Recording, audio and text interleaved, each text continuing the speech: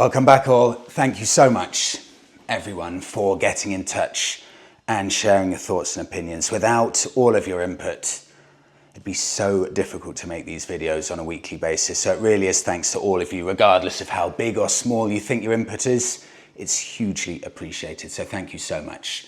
The best place to do so, comment section below. And if you have a longer story, maybe with some pictures, please do email hi@tuesday@dobbs.com. All input, gigantically appreciated. This week, I'm starting with something that I don't think I've ever discussed before, because I honestly, hand on heart, did not realize the future is here. There is a hybrid motorcycle right now for sale from one of the big manufacturers. Mass market bike, you can go out and buy it. This isn't some niche thing that's ridiculously expensive. Take a listen to this. Have you ever come across this bike? Did you even know it existed? From William. Freddie, the Kawasaki Ninja 7 Hybrid is now under £6,000. That's nearly 50% off the retail registered price. It's an amazing saving, given that some cities will be EV and hybrid only, and we're looking at future 15-minute cities. William, thank you for bringing this to my attention. I've had to do research on this from zero because I had no idea this bike existed. So brand new for sale, right now on Kawasaki's website, this motorbike is £11,949. So as near makes no difference, 12 grand.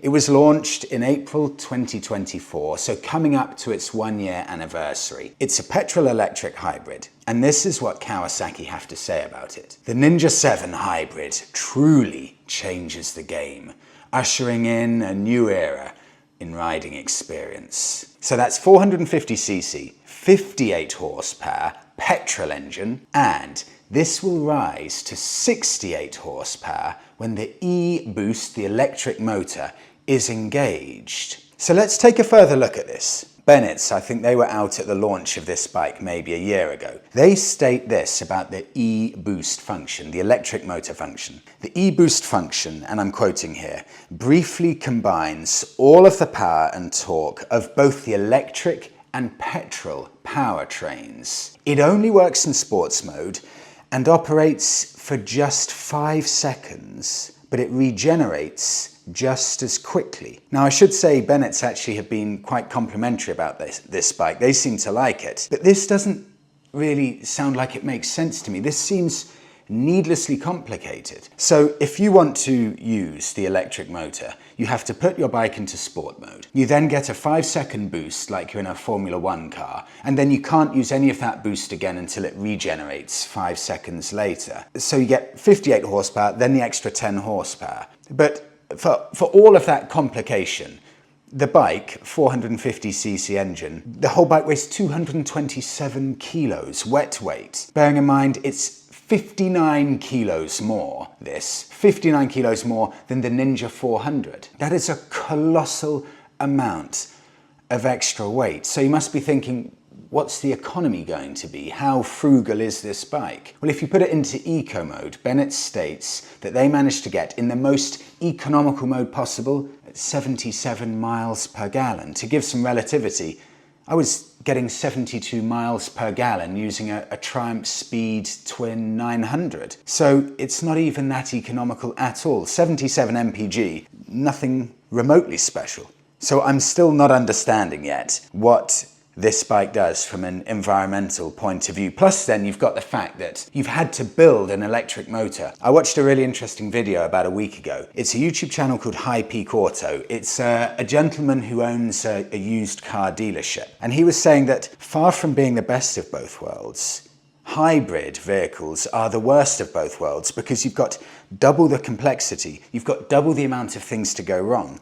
In essence, you're looking after a petrol-powered vehicle and you're also looking after an electric-powered vehicle. So it's doubling up the amount of things that can go wrong, and things do always go wrong. So if you're looking at £12,000 for a brand new one of these, bear in mind it came out about 10 months ago, that's it. Right now, you can buy, get ready for this, sit down if you're going to get shocked here. You can buy a a 2024 model, so this could only be 6 to 8 months old, this bike. From Cornwall Kawasaki, so this is Kawasaki main dealer, 300 miles on the clock. Bear in mind it was 12 grand. You can now buy one for £5,000. To get that exact, £4,995 for one that's just a few months old. That is a £7,000 saving. This is the huge problem I've got with stuff like this. Governments getting involved and thinking that they're helping out, but what are you helping out with? It's got 77 miles per gallon economy. That's nothing special at all, with all the added complexities. And then bike manufacturers feel squeezed into a corner whereby they have to do something. We have to make an electric motorbike, which clearly doesn't work for anything other than city riding, or at least we have to make some kind of hybrid bike. And clearly the benefits aren't there for these kind of bikes as well. So motorcycle manufacturers, for example Kawasaki, are being forced to make a motorcycle, a hybrid electric bike, that no one's even asked for and no one wants. And clearly the residuals here show that there is absolutely no appetite at all for a hybrid motorcycle. Just take a look at all of these. It's just a list of ex-demo hybrid Ninja 7 Kawasaki's. None of them have any mileage on them at all. So there we go, hybrid motorbike, it's around, but I could have told Kawasaki that. They should just have hired me as a consultant. I would have said that it's never ever going to sell because there is no demand for it at all. Let's move on to something far, far more positive. New bikes that I think look great for 2025. This is such an exciting start to the year. I think maybe the most exciting start since I started YouTube and the podcast. These are my top picks of bikes out this year. First of all, the Royal Enfield Classic 650. I cannot wait to ride this. I saw it at the Motorcycle Live show in Birmingham a few months ago. It's even more beautiful in the flesh than it is in the pictures. And it's just £6,500 for 650cc, sensationally good looking motorbike. I think the first order is going to arrive at the end of March, beginning of April, so it is imminent that we're going to be seeing these on the road. Can't tell you how much I like these. I think this may be one of the best looking bikes for sale, full stop. Next up, this is getting a lot of press at the moment, the Honda CB1100. That's a sub £4,000 bike, 350cc, 21 horsepower. This is going to be the bike that gets so many people into riding. And it goes up head to head with the Royal Enfields, the likes of the Classic 350, the likes of the Royal Enfield Meteor and things like that. And incredibly, it's still, even though it's a Honda, it goes toe to toe with Royal Enfields from a value point. I also think personally it's a better looking machine than the Triumph 400s as well. So that definitely will be a really good seller. Another one from Royal Enfield, the Bear 650, another insanely good looking bike, a road scrambler with 60s soul inspired by the Big Bear Run in the California desert. The same 47 horsepower as the Interceptor. And if I had to pick, I would go with that green and white combo with the green frame. It's just such a unique looking bike, and that color combo and the fact it's so stripped back. That's the best looking scrambler on the market for me, and that's just £6,750. One here that's been around for, I think, a year now. Kawasaki Eliminator 500. This I wanted to include because I've been told that this is a really good bike if you're on the shorter side or if you're just looking for something that's easier to maneuver. Really low seat height, sub £6,000 price. And this is going to open up biking for a huge chunk of people, just like the Royal Enfields will. 450cc engine, great laid back looks. It's a really tempting package at under £6,000. And you can see the amount of bikes now that have finally started catching up to what Royal Enfield are offering. Good value, simple bikes, not claiming to do X and Y with all of this technology, just strip back to basics, appealing bikes. The BSA B65 Scrambler, again I saw this at the motorcycle show, 650cc engine, the same as the Gold Star, 45 horsepower, again imminently this arrives, March or April 2025. The question for this is, where is BSA going to price it? You'd have to say they can't go a penny over £6,750 like the Royal Enfield Bear, but if they get the pricing right, that will sell well. The problem for BSA in my eyes, I don't think BSA have done a good enough job marketing their bikes, and the pricing's been all over the place, so it'll be fascinating to see where they end up pricing it. I'll do two more here. One's a bike that's been around for a while now, but it's currently on offer, brand new from main dealer. That's the Moto Guzzi V7 Stone. This is a beautiful Italian-made and designed, all in Italy, bike that goes up head-to-head against the likes of the Triumph T100 and the Triumph Speed Twin 900. But it's on sale. Just go motoguzzi.com.co.uk. £7,600 for an Italian-made 850cc V-twin. I think that is staggeringly good value. Compare that to the Triumph T100. That's £9,600. That's a full £2,000 less for the Moto Guzzi. There's one thing I never quite understand with the Moto Guzzi. Why don't they sell more V7s? It's such a compelling package. I don't even think the Italians buy V7s. Every time I go to Italy, they're on, for example, BMW GSs, but you don't go to Italy and see V7s on every street corner like you do, for example, in the UK. Bonnevilles are everywhere. Everyone's got a Bonneville or has owned one. That doesn't happen with the Moto Guzzi V7. I know the French like them because they're a stylish bunch, just like the Italians, but for some reason, I don't think the Italians like the V7s as much as the French do. Any Italian riders?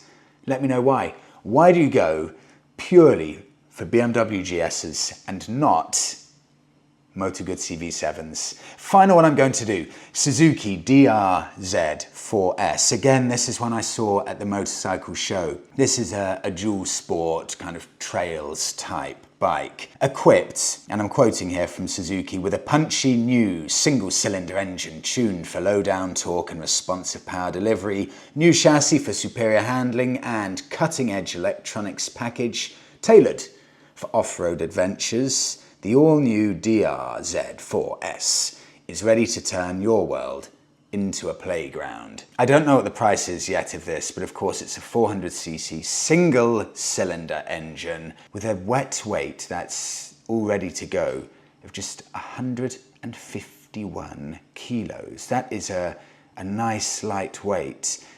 These look really, really nice. I love the look of them, and they're coming out summer of this year. So much good stuff. And a lot of this pricing here, if we're looking at pretty much everything here, between £4,000 and £6,500, give or take, this is where, especially for this kind of sector within motorcycling, this is where it should be priced so much cheaper than cars. There was a period where I was starting to think, my lord, motorcycle prices, they're not far off car prices. This is getting a bit crazy. We need some really good affordable type biking here. And if you now look at the VW Polo, an entry-level VW Polo is £21,200. Finally, here we go. We've got that gap from motorcycles to cars. There's a really good financial incentive now. This is a way that you can get your freedom, cool vibes, you can get something aspirational that's great value, and it's not going to break the bank.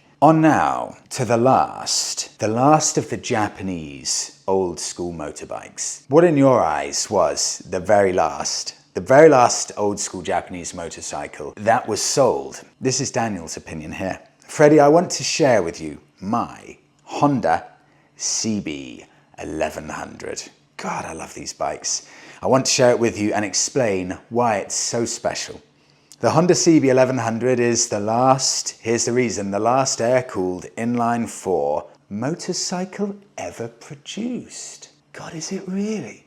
I'll just read that again. The Honda CB1100 is the last air-cooled inline-4 motorcycle ever produced. Production ended with the introduction of the Euro 5 regulations. This motorcycle is a true throwback to the 1970s, and riding it feels like stepping back in time It's full of character. I've attached some pictures of mine. I hope you like them. All the best from Portugal, Daniel. I was about to say I don't know why these didn't sell well. First off, I know these are popular in Japan. The Japanese really like these. But a number of people have said the reason these didn't sell well is the colossal weight of 255 kilos. So these are really heavy, but they've got an 88 horsepower, 1100cc engine, and they've got looks so beautiful that firstly it could go right back into a Honda dealership and you could sell it. You wouldn't need to change anything about it. It looks so stunning. And secondly, you can put this bike up against the very best looking retros that have ever been made. And yeah, I would challenge you to say that this has a competitor that's better looking than it.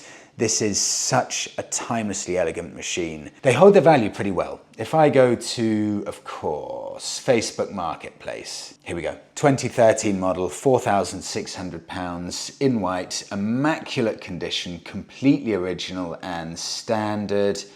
Hepco & Becker Cibo pannier rails, just like I've got on the Bonneville, just past its MOT, new tyres, oil and filter changed. I mean, these never sold well, but they're beautiful things, and it is, Daniel, as you say, it's a proper piece of history. Thank you so much for sharing. On now to Lee, just bought a new bike. Again, one of my favorites. Freddie, I've just bought a 2025 Royal Enfield Classic 350 in emerald chrome. It's a stunning bike. It's a pleasure to ride, and despite the pain of the laborious running in process, I'm loving it. When I bought the Classic, I broke every rule about buying a bike. No test ride. In fact, I hadn't even sat on the bike before putting my money down. The Classic, however, has lived up to my expectations and every positive review I've seen. I've heard several YouTubers saying that if you get it, you just get it, and I can fully understand that statement. Thanks for sharing your thoughts and opinions and passion about this little gem of a bike. Looking forward to many miles and many miles and adventures on the roads less traveled. And that's from Lee. If you go on to eBay right now, there's a bike here that, in fact, it's not even an auction. So whoever comes up with this money will get it. It's been viewed 146 times in 24 hours. So this is a bike that's generating a lot of interest. 2023 Royal Enfield Classic 350, and it's on sale at £2,600. And the reason it's such brilliant value is because it's a Cat N. So that's classified as a write-off, but it means that there's no real damage to the bike, certainly nothing structural. It's just that someone tried to steal it, broke the locks, but nothing else on the bike has actually been damaged. The only thing damaged was the lock set. That's it. And the whole bike was written off for that. This is how ridiculous the world we live in now is. But it's got the V5, it's got, I think, the new keys, and it's all ready to ride away. It's all been sorted. £2,600 for one of those. You just cannot go wrong. And really, maybe I'm saying because I know my Bonneville's a write-off. Does it even matter if it's been written off? I don't think it does. Lee, thank you so much for sharing it. Now we move on. Have you seen this bike? This is a bit of history from Ashley. Freddie, after digging around in my family history and focusing on my granddad, who passed away in 1993, this Christmas, we started to look at his bikes that he'd owned in the past. I always knew he had a Brough, but not sure of the decade. And he had a picture. Can you imagine this? It's so funny how times change. I remember when I was growing up, I would have all of the max power modified cars on my walls in my bedroom. And other people would have, Ducatis on their bike, the super sports, things like this. But if you were born in around about the 1930s, this is what you may have on your wall. Continuing with Ashley, I always knew he had a Brough, but I wasn't sure of the decade. And I knew that he had a picture of Lawrence of Arabia's Brough SS 100. I think that may be the SS 1000. Brough SS 1000 in his bedroom. Can you imagine that? That's brilliant. I know very little about my granddad before the 1970s, apart from being very active in playing golf, cricket, rugby, etc. And I want to go on a journey to find out more. So I've done a quick check on the UK government website, and the Norton that he owned, which is a 1939 500cc, and also the Brough that he owned, which is a 1936 996cc. I would love to find the current owners or any other owners from the past, maybe to go and see the bikes if they still exist. So the picture of the Norton is from around about 1940, and this is when Ashley's grandfather, I think it is, would have been around 30 years old. If you look closely near the light, there's an Isle of Man flag. I don't know the backstory, and I'm not even sure where the photo was taken, because there were no Isle of Man TT races during the war, and the bike was originally registered in June 1939. This is the interesting bit. This Norton is currently sawn, meaning it still exists. If you go onto the government website, someone has declared this bike as off the road, but it does still exist. So somewhere, in some shed, somewhere in the UK, there is this very Norton. Continuing, the other bike, maybe even more interesting, the other bike is a Brough pictured. This must be the photo from around the late 1950s. The girl is my mum in front of their house in Leicester. The Brough is still, this is incredible, it's still registered and on the road as a 996 and not a 1050 from 1936, which is generally attached to a sidecar. That's from Ashley. So this is really incredible. I mean, you can chart this history back to almost certainly 90 years or so, and these bikes, both of them, still exist. If anyone has any information, if the owner of one of these bikes is somehow watching this, please get in touch with me, hi@tuesday@dobbs.com, and I will put you in direct contact with Ashley. And if this manages to happen, I'll share this if we get to put two people together here. I hope that works out. On now to Bike of the Week from Mac. Freddie, my dad Sean, was a fireman for 30 years and he collects and sells bikes. I often enjoy going on road trips with him to go and collect them all over the UK. But this one pictured, is one of his favourite bikes that he got from Dumfries last year. Mac. Oh, so Sean, if you're listening, I want to give you a shout out because your family speak extremely highly of you, so I'm sending you all of my very best, and it's brilliant seeing that Scram 411. The funny thing is with the Scram 411, I genuinely look at it more favourably now after riding the Himalayan 450. The Himalayan 450 is a good bike, but I started longing for the Himalayan 411 again. And with that, I started longing, weirdly, it's strange how things work, even more so, and thinking more favourably towards the Scram 411, because it made me think that it's the last of the generation, the last link to those really old school Royal Enfields in a funny way, with the Himalayan that came out with the 411 engine that was always too asthmatic and always so agricultural and clunky. But now I know it's coming to an end.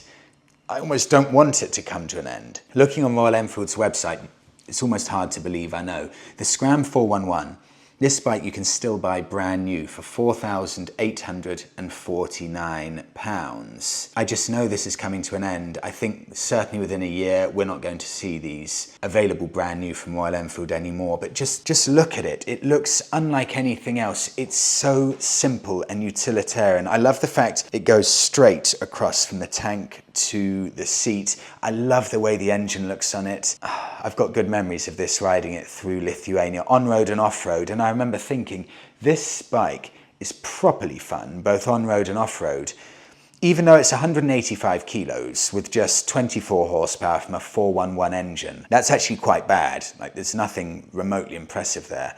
But I remember how manageable and tame it felt off-roading. You can push it to the limit, you can get to the end of its power potential off-roading, and it just feels so tame and manageable. I had such a good time riding this bike. It is a bike that I would genuinely consider buying myself. If it's right now £4,849, what can we get as a used one? You know, the funny thing is, they hold their value really well. There's a 3-year-old one here, £2,995. In reality, you can just get one under 3 grand.